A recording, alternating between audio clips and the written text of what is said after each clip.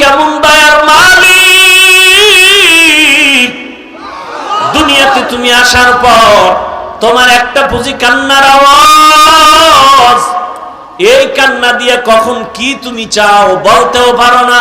তোমার মনের আবেগটা কে বুঝেন? মা। কে বুঝেন?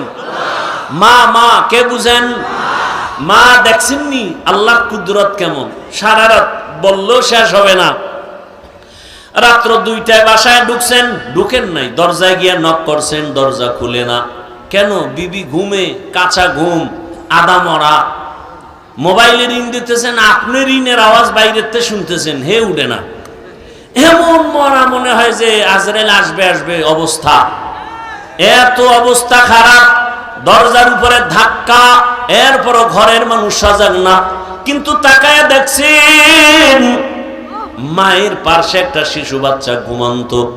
বাচ্চাটা হালকা একটা আওয়াজ দেওয়া মাত্রই মা সাথে সাথে বিদ্যুতের মতো সজাগ। আচ্ছা দেখেন, একটা বাচ্চা শিশু 5 কেজি ওজন ধরে নেন, মায়ের পাশে ঘুমাচ্ছে, মাও বডি বড় বডি নিয়ে ঘুমাচ্ছে, কাঁচা ঘুম। যদি মা ঘুমের মধ্যে বাচ্চার উপরে পড়ে যায়, বাচ্চা মরে যাবে। আজও পর্যন্ত শুনছেন ঘুমের মধ্যে অজান্তে বাচ্চার উপরে মা কাত হয়ে পড়ে গিয়ে বাচ্চা মারা গেছে? পাহারা দেয় কে? আপনার বাবা। আল্লাহ তাআলা বলেন, আমি ফেরেশতা দিয়ে পাহারাদার বানায় দিলাম। ঘুমাইতে পারো না রে খিলকিতের মানুষ। মশা মশা মশা চিনেননি? মশা বড় পাওয়ারি, এক পাওয়ারি মশা। এক মশায় কত মানুষের পেটের খানা দেয়। কোটি কোটি মানুষ শুধু একটা মশাকে কেন্দ্র করে ভাত খায়। মশা আছে কয়েলের ফ্যাক্টরি, মশা আছে মশারির ফ্যাক্টরি, এসি মশারি। এমন মশারি টানাইছে মশা ঢুকবে না। রাতের গভীর যখন মশারি টানায় ঘুম গেল, বাতি নিভাইয়া দিছে, চোখে ঘুমটা লাগছে লাগছে, ফট করে মশার গানের আওয়াজ কানের সামনে, বাতি জ্বালায়, এসি মশারি। এরপরেও ভিতরে মশা আসলো কিভাবে? বাতি জ্বালাও। বাতি জ্বালায় দেখে মশারির ছিদ্র দিয়া মশা ঢুকার কথা না, কেমনে ঢুকলো? আল্লাহ কয়, ওইটার দিকে না তাকায় তোর কানের দিকে তাকায় দেখ। মশারির ছোট ছোট ছিদ্র দিয়া মশা ঢুকতে পারলো। মশারির ছিদ্র থেকে তোর নাকের ছিদ্র, কানের ছিদ্র কত বড়। সামনে দিয়া মশা ঘুরে ঘুরে ঘুরে, তুই তো অচেতন ঘুমে আসো। একটা মশা যদি নাকের ভেতর দিয়া ঢুকিয়া চান্দির গোড়ায় গিয়া যদি বলতো, আই এম সরি, আমি ভাবছিলাম তুমি নমরুদ। সারা রাত ঘরে ঘরে রুমে রুমে মোবাইলে জেনার চর্চা চলে। মাও মোবাইল চালায়, বাবাও মোবাইল চালায়, ভাই বোন সবাই মোবাইল চালাচ্ছে ঘরের ভেতরে। চোখের জেনা, কানের জেনা, অন্তরের জেনা, গুনাহ আর গুনাহ। যেই পরিমাণ গুনাহ ঘরে ঘরে চলে সারা রাত, মনে হয় আগের নবীর উম্মতের গুনাহ হলে ঘুম থেকে উঠিয়া দেখতো চেহারাটা বানর হয়ে গেছে, চেহারাটা শুকর হয়ে গেছে। আমাদেরটা কেন হয় না? রহমতের নবীর উম্মত হওয়ার কারণে আল্লাহ করেন না। तुकु जाओ सुन्नते अहमद को जा बा मुहम्मद कैबुअत निस्बतरा मन अहब्बा सुन्नती कौले रसूल मजदाए का नमाई हम कुन कबूल। अल्लाह ताला बोलेन बंदा আমি মালিক তোর কেমন আপন। তুই যখন দুনিয়াতে আসছো, আমি আপনি যখন দুনিয়াতে আসছিলাম, আসার পরেই কিন্তু আমরা দাঁড়াতে পারি নাই, হাঁটতে পারি নাই। পারছি? পারি নাই। কথাও বলতে পারি নাই। আপনার আমার পুঁজি ছিল শুধু কি কি পুঁজি? কান্নার আওয়াজ। আব্বুকে আব্বু বলে ডাকবো দূরের কথা, আব্বুরে চিনেই না, আম্মুকে চিনেই না। শুধু একটাই পুঁজি, কান্নার আওয়াজ। এক পুঁজি দিয়া আমার সব আশা পূরণ করেছেন আমার আল্লাহ। আর আমার এই কান্নার পুঁজি দিয়া আমি কখন কি চাই, আমার এই কান্নার চাওয়াটা দুনিয়ার কেউ বুঝে না, একমাত্র আমার আম্মা বুঝতেন। আল্লাহকে চিনো? আমার আল্লাহ কেমন? আমার কান্না দিয়া পেটে ক্ষুধা লাগছে কেউ বুঝে না, মা পাগলনির মতো হয়ে গেলেন খানা দেওয়ার জন্য রেডি। মা খানা বন্ধ করে, পাক শাক বন্ধ করে, আমার বাবু কান্না করে খানা দিতে হবে। খানার পরে এবার মা একটু পেরেশান মুক্ত, কিছুক্ষণ পরে আবার কান্না করেছি। এইবার কান্না দিয়ে কি চাইতেছি, আমার আব্বা কয় বাচ্চা কেন কাঁদে, বোধহয় ক্ষুধা লাগছে খানা দাও। আম্মা বলতেছে না 5 মিনিট আগে খানা দিয়েছি। এই এভাবে করেন কেন আপনারা? কি ব্যারাম? কি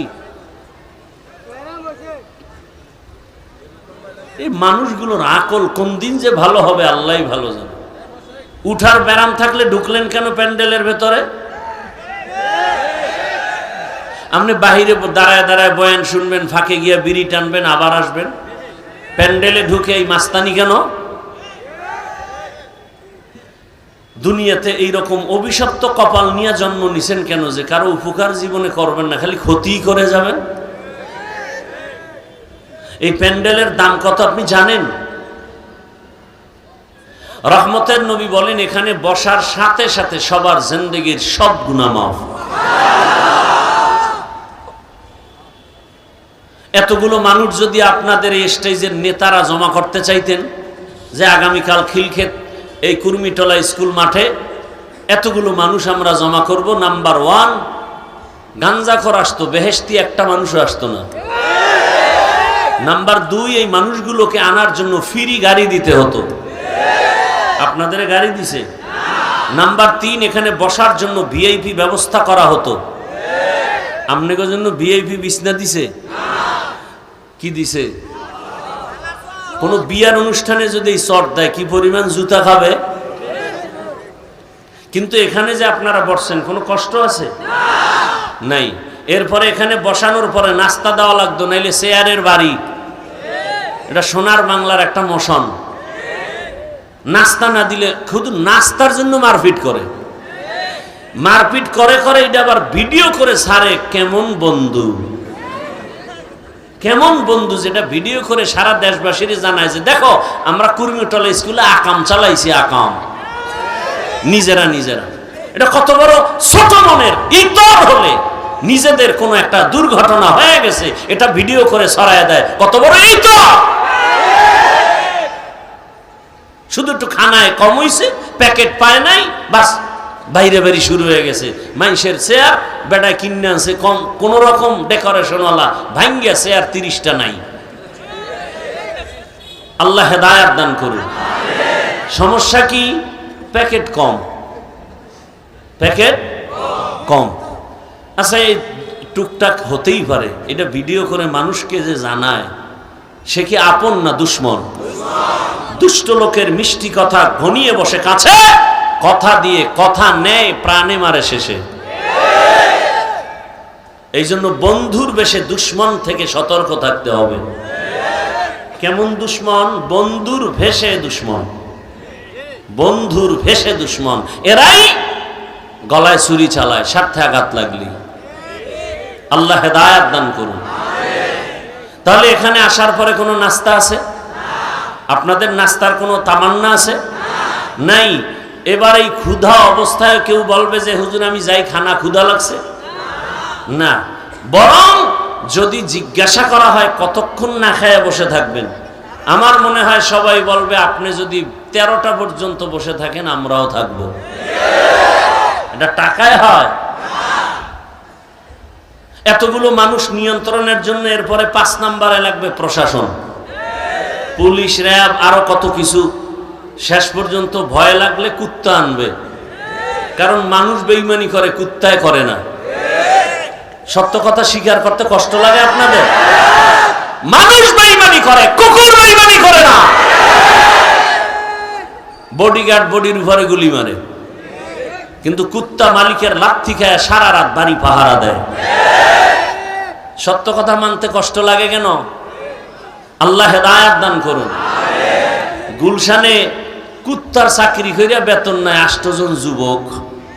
কিও তোর মাসে বেতন কত? এত। কাম কি? কয় কুকুরের খেদমত করি।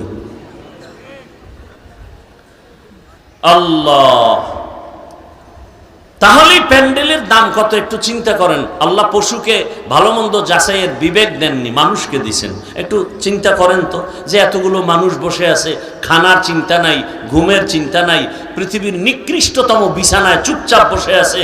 কে বড়, কে ছোট, কে আলেম, কে মূর্খ, কে শিক্ষিত, কে অশিক্ষিত, কে গরিব, কে ধনী, কোনো ভেদাভেদ নাই, সব চুপচাপ। কোনো প্রশাসন নাই, নিয়ন্ত্রণের জন্য কোনো প্রেশানি নাই। এটা কেমনে সম্ভব?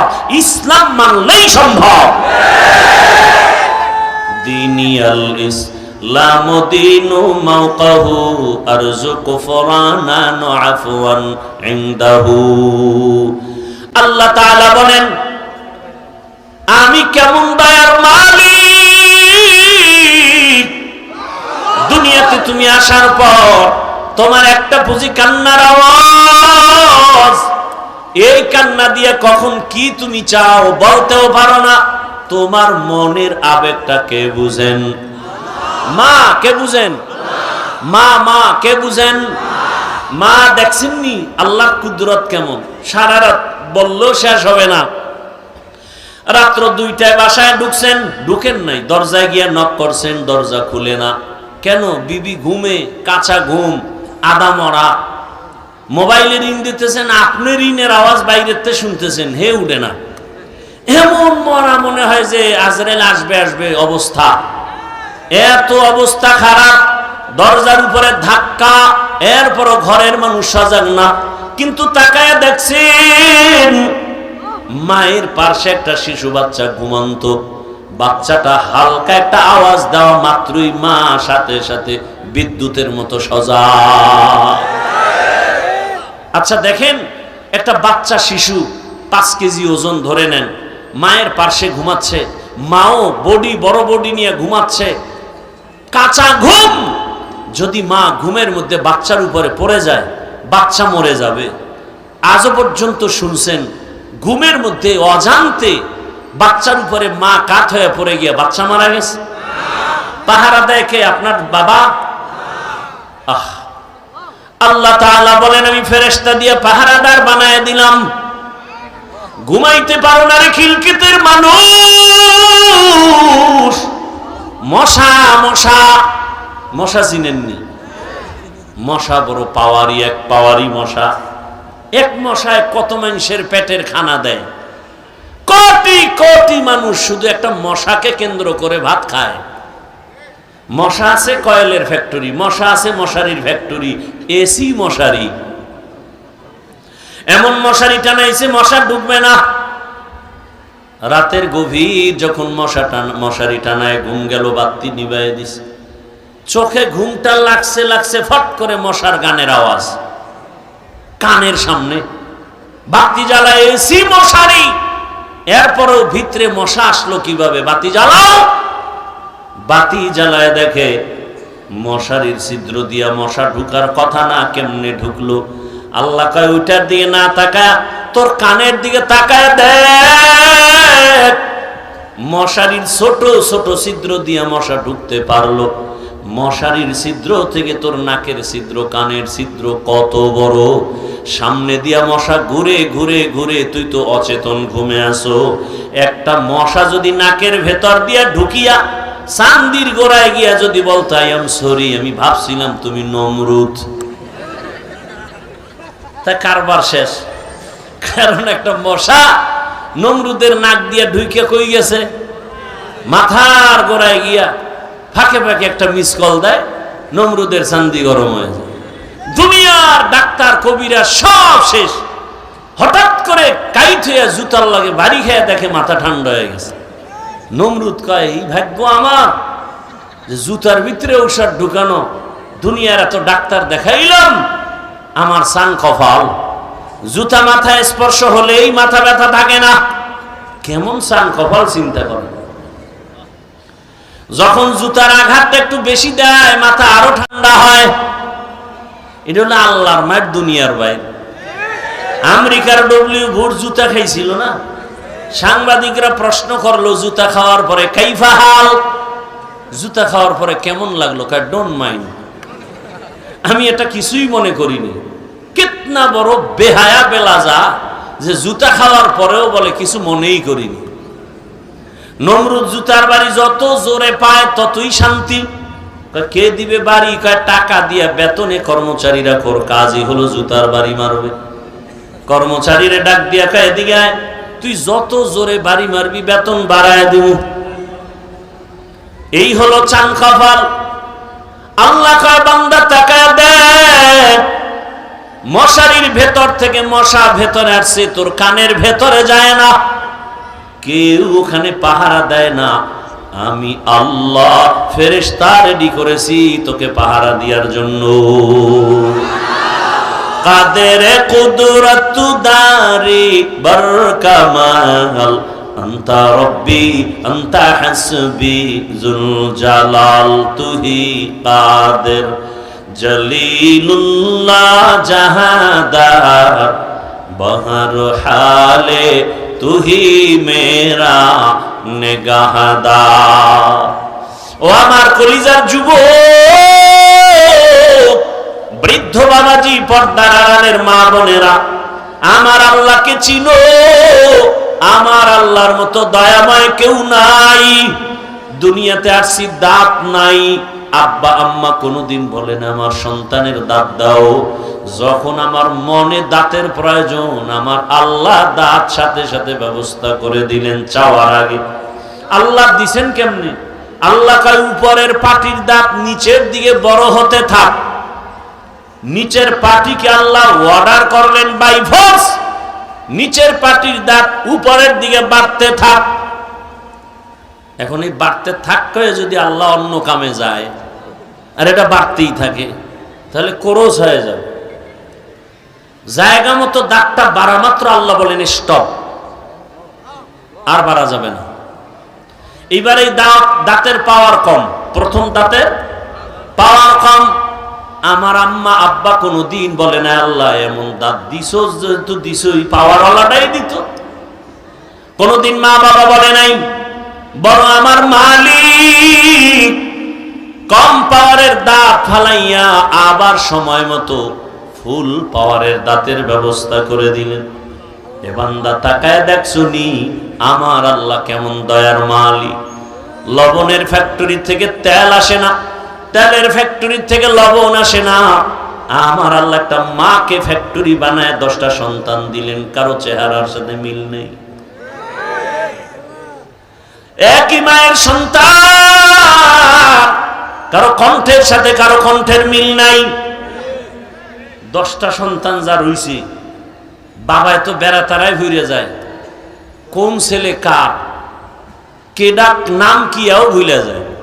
কিন্তু আল্লাহ মাকে এমন একটা রাডার মাঝে দিয়ে দিছেন, আম্মাজান বাহির থেকে সন্তান যে ডাক দিবে মা বুঝতে পারবে আমার কোন সন্তান মা বলে ডাক দিছে।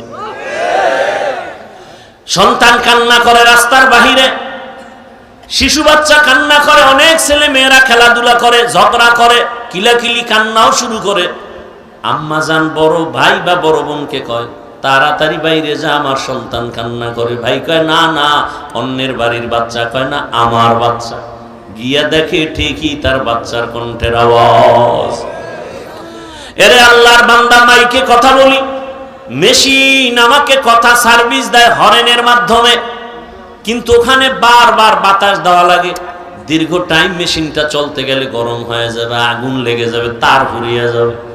একটু চিন্তা করো রে মুমিন, জিহ্বা নামের মেশিনটা নাড়ায় নাড়ায় নাড়ায় নাড়ায় 70-80 বছর কত হাজার কোটি কথা সাপ্লাই দিলা। কোনদিন জিহ্বা ব্যথা করে না? গাল ব্যথা করে, মাথা ব্যথা করে, ঠোঁট ব্যথা করে, জিহ্বা কখনো ব্যথা? এত কথা কোন মেশিনে সাপ্লাই হয়? কোনদিন তো জিহ্বা ব্যথা হলো না, মেশিনটাও বন্ধ হলো না। এই মেশিনের বাতাস কে দেয়? ঠান্ডা কে করে? তেল পেট্রোল অকটেন কে দেয়? খুঁজা দেখ, তিনি আর কেউ না, তিনি আমার আল্লাহ। কত মানুষ আছে আমার মতো একই মায়ের সন্তান, অনেকের চোখে সমস্যা, দেখে না, জবান আছে কথা বলতে পারে না। এরে আল্লাহর গোলাম, আজকে তুমি যেই মোবাইলে তাকাইয়া তাকাইয়া গুনাহ দেখো, আল্লাহ যদি তোমাকে অন্ধ বানাইতেন, বলো কেমনে তুমি মোবাইলে গুনাহ দেখতা? আল্লাহ যদি জবানটা বন্ধ করে দিতেন, কেমনে তুমি বান্দা গুনাহের পথে জবান দিয়ে কথা বলতা?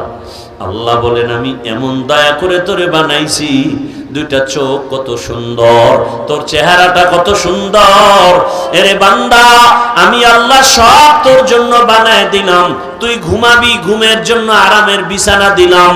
তুলা তোর মাথার নিচে দিয়া তুলার বালিশ বানায় যে আরাম পাবি, দুনিয়ার কোনো ভিন্ন কিছুতে সে আরাম তোমার আসবে না। আমি আল্লাহ পাক এমন সুন্দর সব কিছু করেছি, ওই জবান দিয়া তুমি এখন মাকে মা বলে ডাকো, আদর করে বাবাকে আব্বু বলে ডাকো। তোমার একটা ডাক শুনলে মায়ের কলিজা ঠান্ডা হয়, তোমার একটা আব্বু ডাকে বাবার কলিজা ঠান্ডা হয়ে যায়। আরে আল্লাহর বান্দারা, আমার আম্মা জান রাতের বেলা বাবার বিছানায় ঘুমের সময় কান্নার আওয়াজ, মা গুনগুন করে কান্না করে। বাবায় জিজ্ঞাসা করে, সন্তান তুমি কাঁদো কেন বিবি? বলে আমার অন্তরের মধ্যে একটু যন্ত্রণা, জ্বালা, কষ্টের কারণে কাঁদি।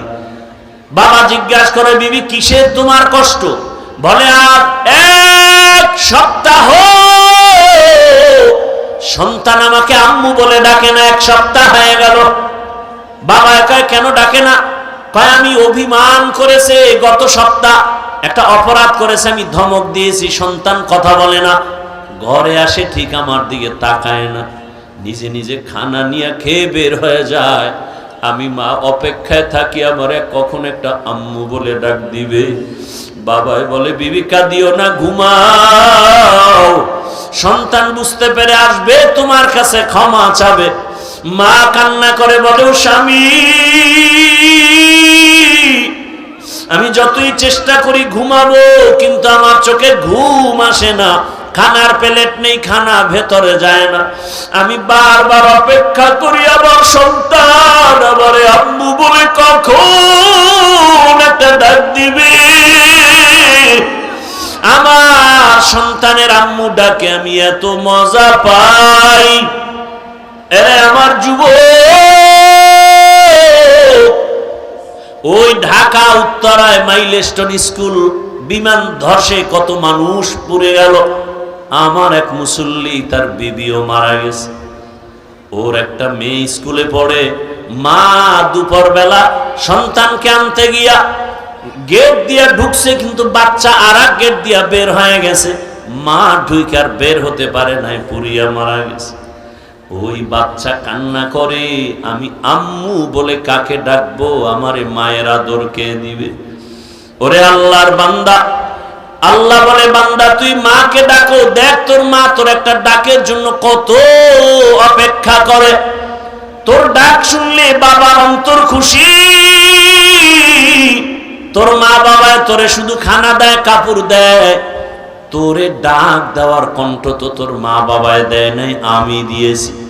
আমি আল্লাহর ছেলে নাই, মেয়ে নাই, আমি আল্লাহ এক, ওয়াহদাহু লা শারীকা লাহ। আমি আল্লাহ এক, আমি আল্লাহ বড় আদর করে তোরে বানাইছি। তুই যখন মাকে ডাকো বাধা নাই, বাবারে ডাকো বাধা নাই। আমি আল্লাহ অপেক্ষায় থাকি, তুই মা বাবাকে ডাকার ফাঁকে ফাঁকে কখন তুই আমাকে একবার আল্লাহ বলে ডাক দিবি। আমি আল্লাহকে একবার যদি আল্লাহ বলে ডাক দাও, আমি আল্লাহ তোর ডাকে এতটা খুশি হয়ে যাব। তোর মা তোর বাবার থেকে আমি আল্লাহর কুদরতে মায়া তো অনেক অনেক বেশি। ও বান্দা তুই আমারে ডাকো না, আমি আল্লাহ যদি একবার তোর ডাক শুনতাম, আমি আল্লাহর কুদরতি অন্তর ঠান্ডা হয়ে যেত, তোর গুনাহ মাফ করে দিতাম। ও বান্দা তুই আমারে ডাকবি, সেজন্য আমি কত রসুল পাঠাইলাম, তোরে বুঝাবার জন্য কত তাবেইন, সাহাবায়ে কেরাম, একের পর উলামায়ে কেরাম পাঠাইলাম। ও বান্দা তুই আমাকে ডাকবি, ফজরের সময় তোরে ডাকা হলো, চল মসজিদে গিয়ে আমাকে সেজদা কর।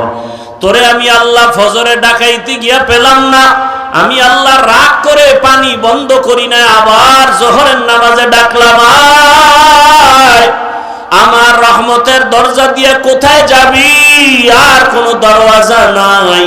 বান্দা তোরে জোহরের নামাজের ডাকেও পাওয়া গেল না, আমি আল্লাহ বেজার না আবার আসরের সময় ডাকাইলাম, আসরেও হাজিরা দাও নাই। আমি আল্লাহ মাগরিবে ডাক দাওয়াইলাম, মাগরিবে হাজিরা দাও নাই। আমি আল্লাহ এশায় ডাক দাওয়াইলাম, হাইয়া আলাস সালাহ।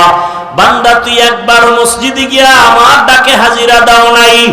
এখন আমি আল্লাহ তোরে এত মায়া করে বানাইছি, আমি চাই না তুই জাহান্নামে যাবি রে গোলাম, কারণ জাহান্নামের গরম এত কঠিন, দুনিয়ার সূর্যের গরম সইতে পারো না, একটা মশার কামড় সহ্য করতে পারো না, জাহান্নামের গরম সহ্য কেমনে করবারে গো গোলাম।